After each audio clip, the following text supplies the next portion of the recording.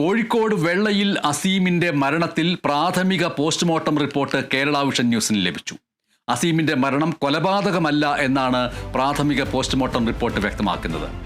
തലക്കേറ്റ ആന്തരിക സ്രവം, രക്തസ്രാവം ബാഹ്യമായ പരിക്ക് കൊണ്ടല്ല എന്നും ആന്തരികമായ മറ്റ് പരിക്കുകളില്ല എന്നും റിപ്പോർട്ടിൽ സൂചിപ്പിക്കുന്നു.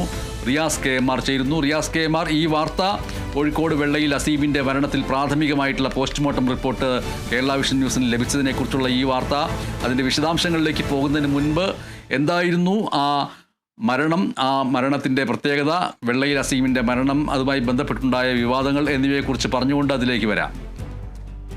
എം എസ് സൂചിപ്പിച്ചതുപോലെ തന്നെ ഈ മാസം 7-ന് പുലർച്ചെയാണ് വെള്ളയിൽ കോനാട് സ്വദേശിയായിട്ടുള്ള അസീം മരണത്തിന് കീഴടങ്ങുന്നത്. തലേദിവസം രാത്രി വീട്ടിൽ വെച്ച് അബോധാവസ്ഥയിലായ അസീമിനെ ആദ്യം കോഴിക്കോട് ബീച്ച് ആശുപത്രിയിലും പിന്നെ കോഴിക്കോട് മെഡിക്കൽ കോളേജ് ആശുപത്രിയിലുമായി പ്രവേശിപ്പിച്ചിരുന്നു. അങ്ങനെ കോഴിക്കോട് മെഡിക്കൽ കോളേജ് ആശുപത്രിയിൽ നടത്തിയ CT സ്കാനിൽ അന്ന് ആന്തരിക രക്തസ്രാവവും കണ്ടെത്തി. പക്ഷെ പിറ്റേന്ന് പുലർച്ചെ തന്നെ അസീം മരണത്തിന് കീഴടങ്ങി. എന്നാൽ അന്ന് പോസ്റ്റ്മോർട്ടം ഒന്നും നടത്തിയിരുന്നില്ല. കാരണം ഈ കാര്യമായ മറ്റ് സംശയങ്ങളൊന്നും അന്ന് ഉണ്ടായിരുന്നില്ല. പോസ്റ്റ്മോർട്ടം നടത്തുകയൊന്നും ചെയ്തിരുന്നില്ല. പിന്നീട് അസീമിന്റെ മൃതദേഹം ഈ വെള്ളയിലുള്ള തോപ്പയിൽ ജുമാ മസ്ജിദ് ഖബർസ്ഥാനിൽ, നമ്മളിപ്പോൾ ദൃശ്യങ്ങൾ കാണുന്ന ആ സ്ഥലത്ത് ഖബറടക്കി.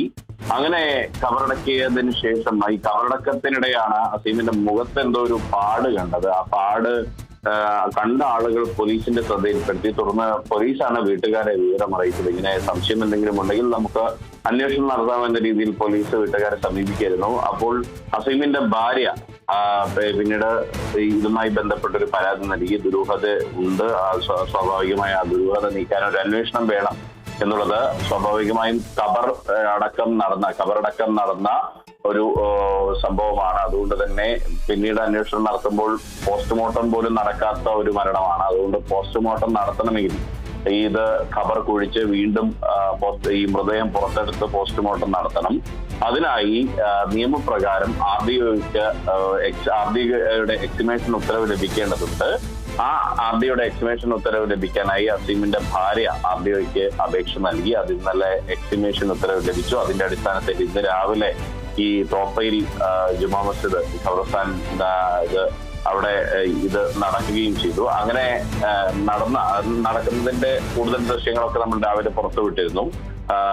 മാത്രമല്ല അവിടെ ആ മൃതദേഹം പുറത്തേക്ക് എടുക്കുകയും ചെയ്തു. പിന്നീട് കോഴിക്കോട് മെഡിക്കൽ കോളേജ് ആശുപത്രിയിലെ മോർച്ചറിയിലാണ് ഉച്ച കഴിഞ്ഞ് പോസ്റ്റ്മോർട്ടം നടന്നത്. അതിന്റെ പോസ്റ്റ്മോർട്ടം പ്രാഥമിക റിപ്പോർട്ടാണ് ഇപ്പോൾ കേരള വിഷൻ ന്യൂസിന് ലഭിച്ചത്. ആ റിപ്പോർട്ടിൽ വ്യക്തമാക്കുന്നത് തലയിലെ ആന്തരിക രക്തസ്രാവം ബാഹ്യമായ പരിക്ക് കൊണ്ടല്ല എന്നുള്ളതാണ്. ആന്തരികമായ മറ്റ് പരിക്കുമില്ല എന്നുള്ളതാണ് പ്രാഥമികമായ റിപ്പോർട്ടിൽ വ്യക്തമാക്കുന്നത്. അതായത് ഈ രക്തസമ്മർദ്ദം കൊണ്ടൊക്കെ തലയിൽ ആന്തരികമായ പരിക്ക്, രക്തസ്രാവം ഉണ്ടാകാം, അതായിരിക്കാം മരണകാരണം എന്ന നിഗമനത്തിലേക്കാണ് പോസ്റ്റ്മോർട്ടത്തിന്റെ പ്രാഥമിക റിപ്പോർട്ട് എത്തുന്നത്. അതിനർത്ഥം അസീമിന്റെ മരണം കൊലപാതകമല്ല, സ്വാഭാവികമായ മരണമാണ് എന്നുള്ള നിലയിലേക്ക് എത്തിയിരിക്കുന്നു. ഇപ്പോൾ മൃതദേഹം തിരിച്ച് ഖബറടക്കുന്ന പ്രക്രിയയെല്ലാം നടന്നുകൊണ്ടിരിക്കുകയാണ്. ഇനിയിപ്പോൾ പോലീസ് ഏത് രീതിയിലായിരിക്കും ഈ കേസ് അവസാനിപ്പിക്കുക തുടങ്ങിയ കാര്യങ്ങളെല്ലാം തന്നെ വരുന്ന ദിവസങ്ങളിൽ വ്യക്തമാകും. MS ശരി, കോഴിക്കോട് വെള്ളയിൽ അസീമിന്റെ മരണത്തിൽ പ്രാഥമിക പോസ്റ്റ്മോർട്ടം റിപ്പോർട്ട് പുറത്തു വന്നിരിക്കുന്നു. കേരള വിഷൻ ന്യൂസിന് ആ പ്രാഥമിക പോസ്റ്റ്മോർട്ടം റിപ്പോർട്ട് ലഭിച്ചിരിക്കുന്നു. അസീമിന്റെ മരണം കൊലപാതകമല്ല എന്നാണ് റിപ്പോർട്ട് സൂചിപ്പിക്കുന്നത്.